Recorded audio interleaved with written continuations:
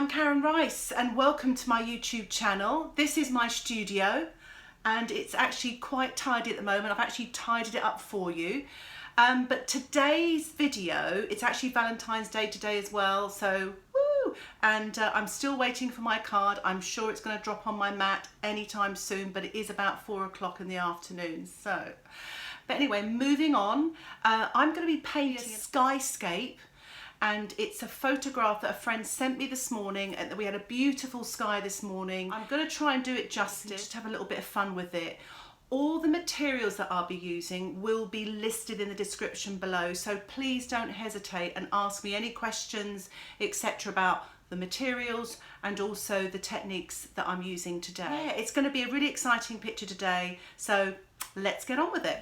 So let's take a look at my materials. I've got a selection of brushes, I've got a palette knife, a spritzer bottle, my palette, a selection of colours ranging from Mission Gold, Daniel Smith, M. Graham, Winsor & Newton and Dale Rowney. I don't really have a favourite at the moment, but I just love just to try out all these different colours and brands. And I've got my Winsor & Newton pointed sable brush, which I use quite a lot, and an apple twig that's been sharpened with a pencil sharpener. All of these materials will be listed in the description below, so if you've got any questions about them, please drop me a comment in the comment section. So get going with some colour mixing. I always like to mix up lots of colours before I start painting, and I might not use all of those colours, but I like to have everything there so I can just delve in when I start painting. So I've used a selection of colours here. I've got some violets, blues, pinks and yellows. So I can make this lovely, beautiful sunset sky. The consistency, as you can see, are quite watery, but the purpley colour I've made a little bit thicker. So now my colours are mixed, I'm going to wet my paper. I think it's really important to spend a little bit of time wetting your paper and get that water really soaked into your paper so that it doesn't dry too quickly. Now I'm going to mix, I'm using the Antwerp blue and just putting a little bit of blue in the sky. It's quite a palish blue, and just putting it in the centre of the sky here with a size 10 brush, a round brush, sable. Just adding a bit of that rose ochre now, the Magello Gold rose ochre. A really, really good tip is always, if you're using a blue colour, especially a cold blue like this one here, put a barrier between that when you're painting a sky. Put some pinks or reds or something like that between that and a yellow that you might use, because once that blue hits a yellow, you're going to get a green sky, which you may not want. So as you can see, the blue's sort of drifting into the pink there, getting a nice sort of soft violet colour. Now I'm going to put my yellow on. It's the it's a lovely, gorgeous quinacridone gold yellow here.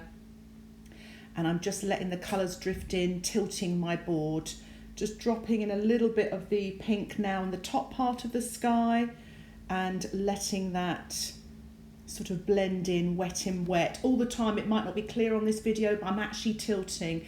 Now I'm putting the stronger blue in, as you can see there, and now for the gorgeous deep purple, which is the Purple White Genuine and the magenta from Dale Rowney as well, and leaving gaps for white clouds. That's a little bit of a mistake there. I picked up a bit of Paynes grey by accident on my brush, which can be easily remedied. I've added a little bit more magenta to the top there. This is all damp into damp, so make sure your brush is not too wet. You want it to have sort of creamy paint in so it doesn't bleed everywhere and run down where you can lose control. I've swapped to a smaller brush now just to put these very small clouds in, just above the blue there, just to create a little bit of depth as well. Obviously the clouds at the top are the ones above your head, so the perspective here now is I'm painting the smaller ones to create a little bit of a 3D in my painting, using a little bit of warmer tones in there as well. Just be careful at this stage that your brush isn't too wet, because what happens is you'll get a back run if your brush is too wet. And you won't see it at first, it will come later. So always make sure, the way you can make sure is that if the paint moves too fast sometimes, or looks like a puddle, you know your brush is too wet, so it's quite creamy there.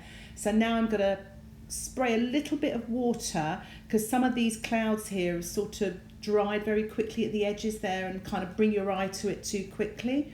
So I've just sprayed that to soften it. As you can see now, the top left, it's all softened.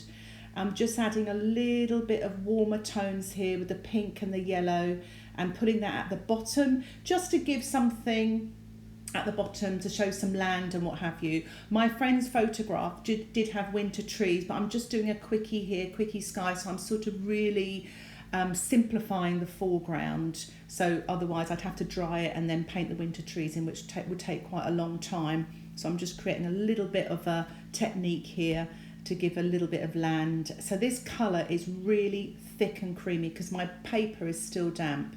So you can still see just at the edges there, it's starting to bleed up into the painting. And I'm just giving it a tilt now. You can see that, the way it looks like the tops of trees, gorgeous. I have to say, the colours I'm using here, sometimes I'm not doing the photograph justice really.